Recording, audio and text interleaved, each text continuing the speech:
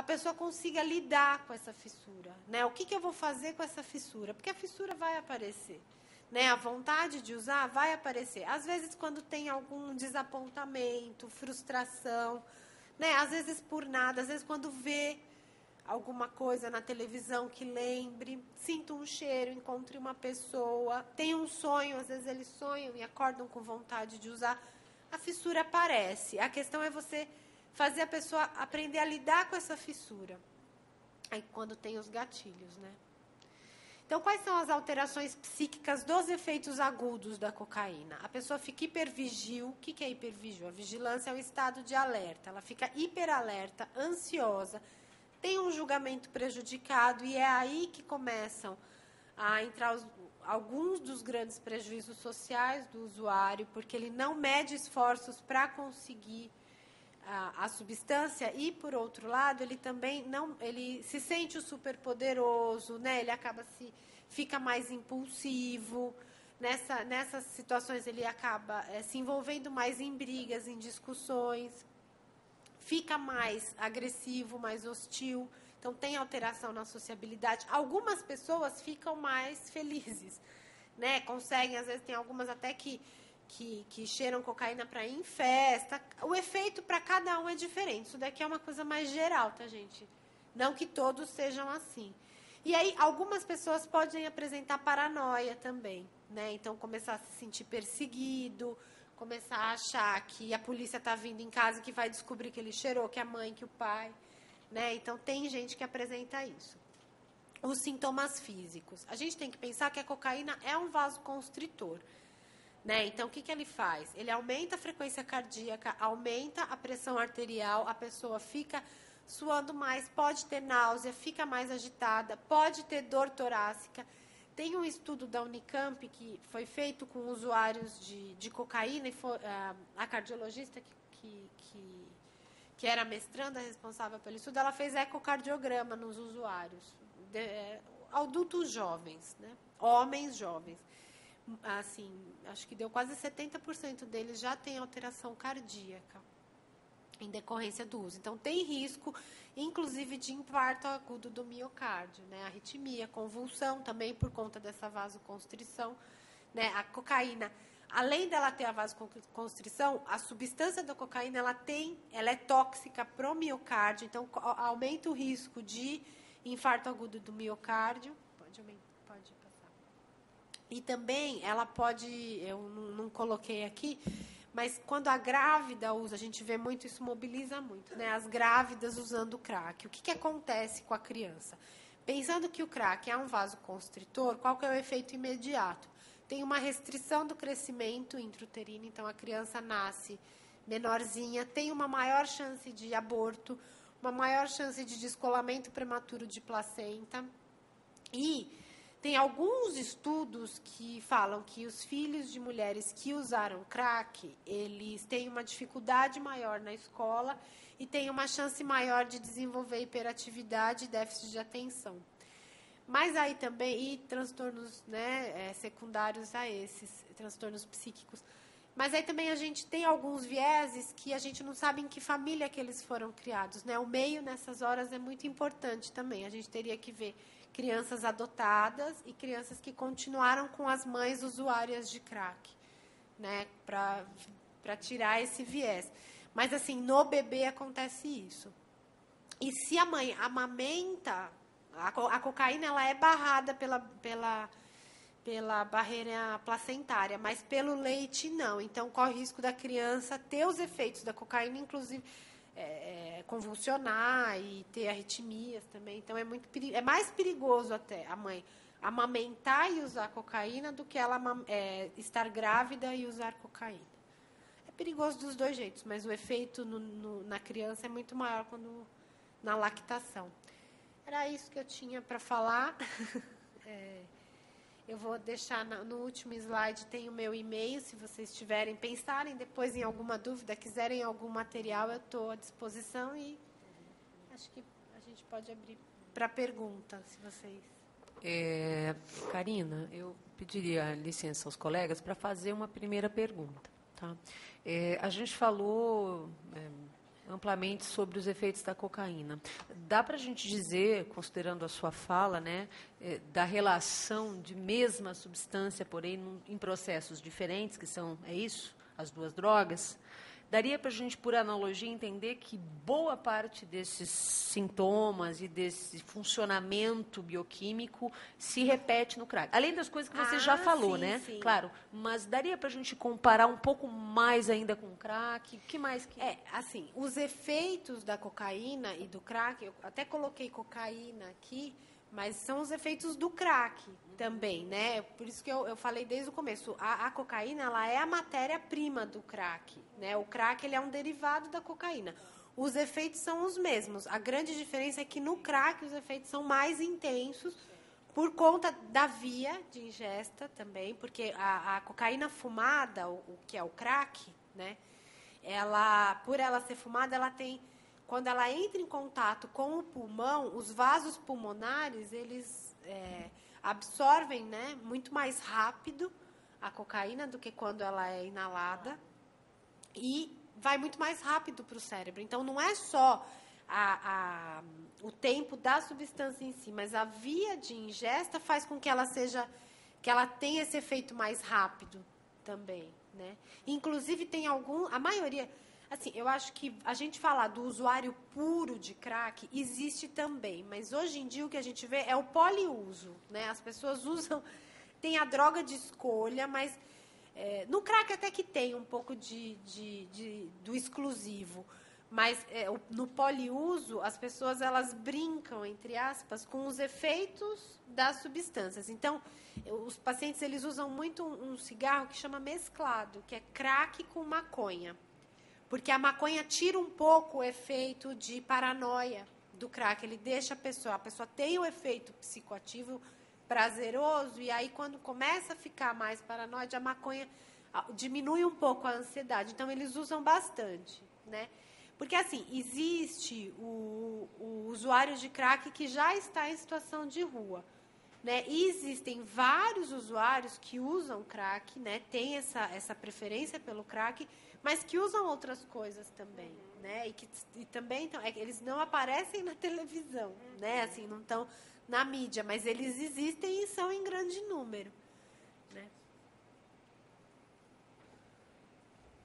Os colegas que quiserem fazer perguntas, a gente tem a disponibilidade do microfone ali? Tá. O pessoal pode chegar até aqui. Sim. Tá. Alguém gostaria de fazer alguma pergunta? Colega? Você é conselheiro, né? Tá.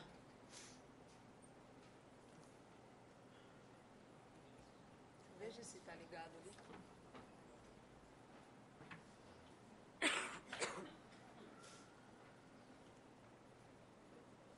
Boa tarde. Você falou que o cérebro do adolescente ele está em desenvolvimento, não está por inteiro ainda formado.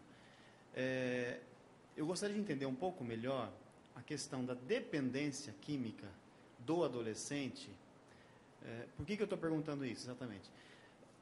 Às vezes acontece no serviço de saúde mental do adolescente, por exemplo, em situação de rua, que está usando o crack intensamente, às vezes fica hibernado no crack 10, 12, 15 dias, ou intercalando com outra droga 40 dias, 2 meses, e aí o serviço não reconhece que esse adolescente ele é dependente químico, que ele é usuário apenas. E então por isso eu queria entender que parâmetros que define a dependência química, sobretudo no caso dos adolescentes. Na verdade, assim, os parâmetros da dependência química, eles acontecem independente da idade, né? Se a pessoa tem esses critérios, clinicamente ela é dependente. O adolescente, ele pode ser dependente. Quando eu falei da adolescência, eu acho que eu vou aproveitar esse gancho, porque quando a pessoa usa a substância, né, a gente tem que sempre pensar em impulso versus autocontrole, né? A adolescência, ela é um período que é caracterizado pelo impulso, né? Na adolescência que as pessoas ficam mais impulsivas, são mais contestadoras, né? Então, por quê? Porque essa região cerebral do impulso, ela se forma antes da região do autocontrole. O autocontrole, ele não é dado só só neurobiologicamente. O autocontrole, ele é dado pelo meio também, pelos valores que a pessoa recebe, né? Pelo meio social em que ela circula, né? Pela educação. E quando a pessoa é adolescente, é o momento, a adolescência, por isso que patologias psiquiátricas que se iniciam na adolescência, elas são mais devastadoras porque elas dão muito efeito social também, porque é na adolescência que a pessoa começa a se socializar mais, né? Sai um pouco, né, de debaixo da asa dos pais e começa a ter uma vida social mais ativa, vai ficando aos poucos mais independente.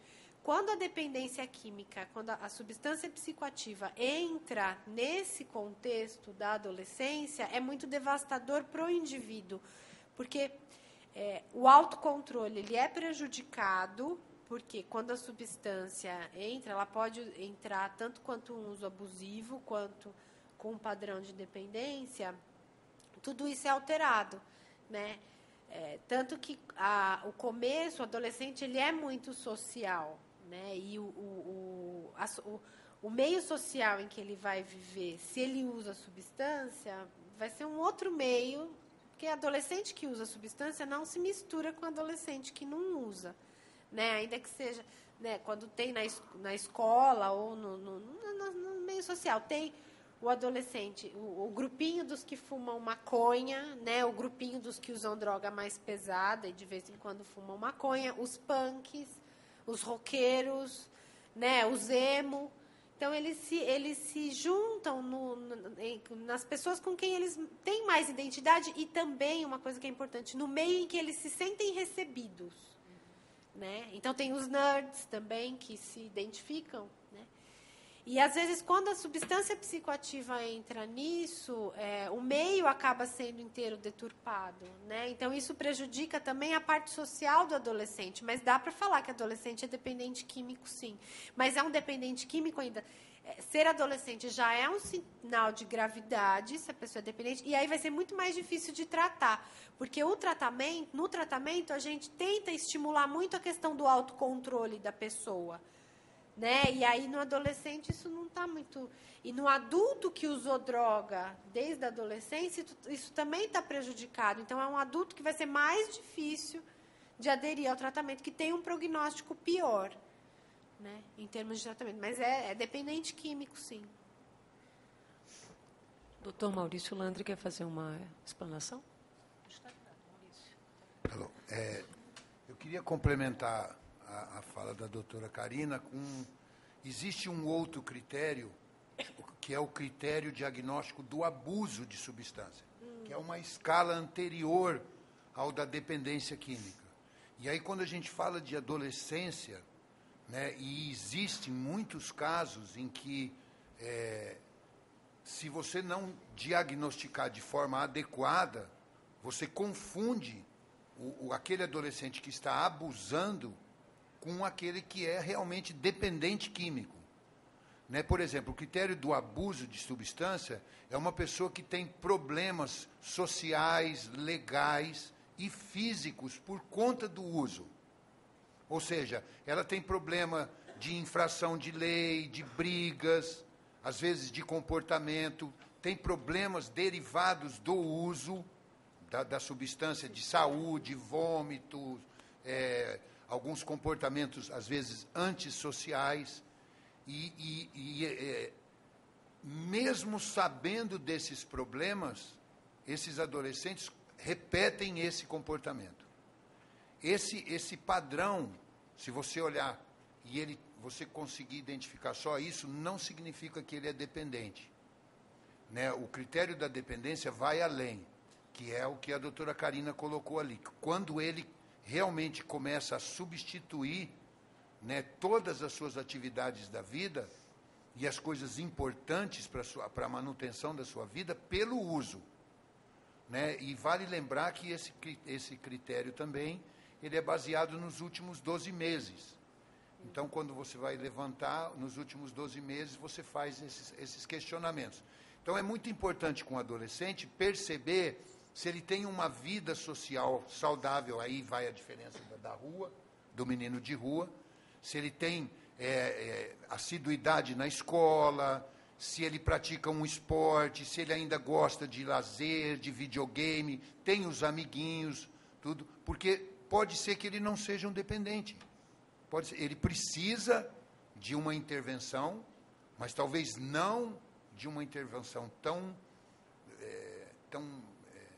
intensa, né, e grave quanto a de um dependente químico, realmente, que já não consegue manter a abstinência. Nós trabalhamos, né, na instituição do Padre Haroldo, eu falo nós porque a minha formação vem de lá. E a gente percebe que muitos adolescentes trocam o futebol, a brincadeira, a dança, a música, eles não usam. Então, quando tem esporte, tem lazer, tem atividades, eles não têm vontade de usar. E aí você percebe que essa dependência não tem aquelas fases que a doutora Débora colocou, né, de bange, de fissura, de crash. Ele não tem essa fase. Ele acaba muitas vezes indo mais na onda dos amigos do que realmente é um estado físico comprometido. Então tem que tomar realmente cuidado com a questão do adolescente nessa questão. Deixa eu só dar um pitaco. Quando a gente fala do plano de enfrentamento ao crack e outras drogas, ele é coerente com o próprio ECA e com a própria Constituição, né, brasileira, e ele fala assim, existem populações que têm prioridade na atenção, né, às suas problemáticas com as drogas, e são elas crianças, adolescentes e população em situação de rua. Essas pessoas, dentro da previsão legal, elas têm de ter uma especial atenção e uma prioridade de atendimento quando a problemática é a questão da dependência química, tá? Só queria fazer esse link com a lei, né, que deve ter nascido da realidade, né? Eu acho que a ideia da lei foi proteger populações mais vulneráveis, né? Porque o adolescente ele é mais vulnerável à substância do que o adulto. De uma maneira geral, né? Pensando na maioria dos adolescentes e na maioria dos adultos. Mais alguma pergunta para a doutora Karina? Pode falar, colega. Seria bom, por daí favor, a gente consegue, podia se aproximar lá na frente. Por causa da imagem da TV, por favor.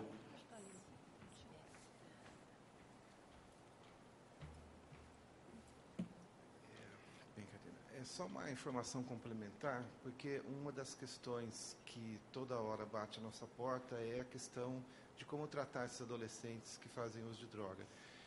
E, frequentemente, a resposta a isso é o uso de outras drogas para tratar a dependência dela da droga, da cocaína, do crack, especialmente. Então, assim, o efeito dos psicotrópicos, né, na evolução também do desenvolvimento dos adolescentes, quer dizer, o que seria melhor indicado, enfim, as alternativas que se apresentam. Porque essa questão de pega interna, ela leva ao controle químico, né? Então, só para dar uma informação complementar sobre isso. Na verdade, assim, o controle químico é uma das alternativas, né? Eu não acho que na adolescência seja adequado e nem funciona também só o controle químico. A gente tem que... Quando a gente vê um adolescente, né, é muito complicado, um adolescente, uma criança com problemas. Tem um psiquiatra infantil da Unicamp que fala, não existe tempestade em céu de brigadeiro. Né? Então, uma criança ou um adolescente que tenha problemas, ela provavelmente, muito provavelmente, ela vive num meio que também não é um meio saudável, né? É um meio com problemas. Então, não adianta, quando a gente fala, vamos pegar, internar e tratar assim, né? Tem gente que chama de tratar esse controle químico e aí depois ele vai ter alta e vai ficar tudo bem. Não vai, por quê? Porque ele vai voltar para esse meio. Então, o tratamento para o adolescente não é um tratamento só do adolescente. A família tem que ser tratada, o lugar, o contexto social, e nem sempre isso é possível, né? Eu, particularmente, eu penso muito antes de dar uma medicação para um adolescente que está usando substância. A gente